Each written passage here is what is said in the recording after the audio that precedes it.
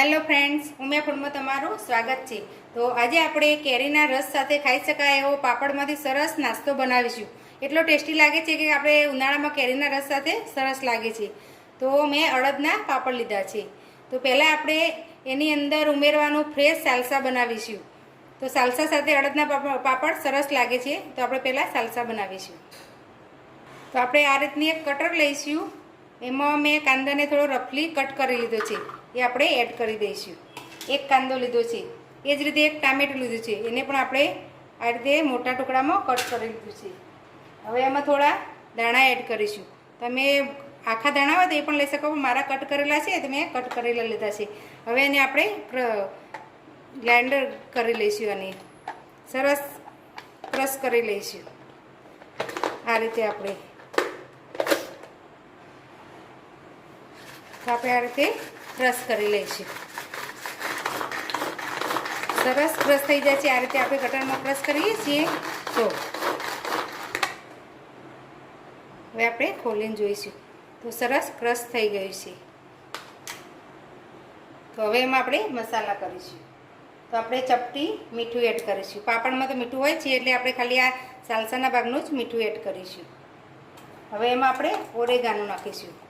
તમે mix hub હોય તો એ પણ નાખી શકો। તો આપણે ઓરેગાનો અને ચીલી ફ્લેક્સ બે મિક્સ છે તો આપણે એડ કરીશું। હવે એમાં 1 ચમચી આપણે ટોમેટો કેચઅપ એડ કરીશું। 1 ચમચી જેટલી, નાની ચમચી જેટલો જ આપણે લઈશું, વધારે નહીં લઈએ। ટોમેટો કેચઅપ એડ કરીશું। બધું સરસ મિક્સ કરી લઈશું। હવે આ રીતે હશે પાણી તો આપણા પાપડ હવાઈ જશે અને સોફ્ટ થઈ જશે। તો આપણે એને થોડી વાર નિતારી લઈશું। તો આ રીતે આપણે એક જાળીવાળું બાઉલ લઈશું। નીચે આ રીતે વાસણ મૂકી એની ઉપર મૂકી દઈશું। હવે એમાં આપણે આ સાલસા બનાવ્યા એ એડ કરી દઈશું। એટલે આપણે પાપડ શેકીએ ત્યાં સુધી આ નીતરી જશે અને પાણી થોડું ઓછું થઈ જશે।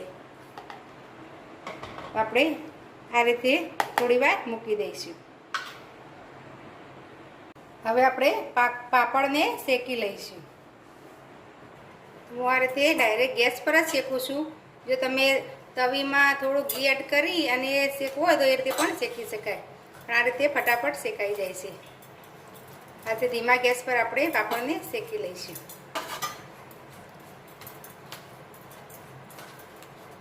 પાછળથી ઘી આપણે એડ કરી દઈશું એટલે આપણે તવીમાં ઘીમાં શેક્યો હોય એવો જ ટેસ્ટ આવી જશે આપણા પાપડમાં। તો આ રીતે આપણે બધા પાપડ શેકી લઈશું। તો બધા પાપડ શેકાઈ ગયા છે। હવે આપણે એક આ રીતનો બાઉલ લઈશું ને એ પાપડને આ રીતે ભૂકો કરી લઈશું। આ રીતે આપણે ભૂકો કરી લઈશું। આ જ્યારે આપણે ખાવાનું હોય એ વખતે જ આપણે બનાવવાનું, નહીં તો સોફ્ટ થઈ જશે।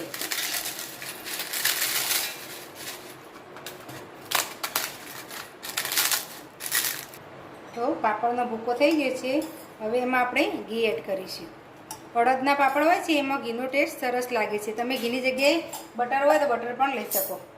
પહેલાં સરસ મિક્સ કરી લઈશું। તમે પાપડ જો તવીમાં ઘીમાં શેક્યા હોય તો ઘી એડ કરવાની જરૂર નહીં પડે। હવે એમાં આપણે આ જે સાલસા બનાવીને રાખેલા તો એમાં જો પાણી નીતરી ગયું છે તો આપણે એ હવે એડ કરી દઈશું। તમે કોઈ પણ આ રીતે પાપડનો સલાડ બનાવતા હોય તો તમે એ રીતે પાણી નિતારી દેશો તો સરસ સોફ્ટ નહીં થઈ જાય જલ્દી। હવે એમાં આપણે 1 વાટકી સેવ નાખીશું। થોડા દાણા એડ કરીશું। તમે મરચું એડ કરવું હોય તો મરચું એડ કરી શકો। એ બધું મિક્સ કરી લઈશું। આ વખતે જો તમને મીઠું થોડું ઓછું લાગે તો તમે મીઠું પણ એડ કરી શકો। સરસ આ રીતે મિક્સ કરી લઈશું। તો સરસ મિક્સ થઈ ગયું છે। તો તૈયાર છે આપણો પાપડનો સરસ ટેસ્ટી અને ચટપટો એવો રસ સાથે ખાવાની મજા પડી જાય એવો નાસ્તો। જો તમને અમારી રેસીપી ગમી હોય તો મારા વિડીયોને લાઇક, શેર અને મારી ચેનલને સબસ્ક્રાઈબ જરૂર કરજો। ફરી મળીશું આવા નવા વિડીયો સાથે। ધન્યવાદ।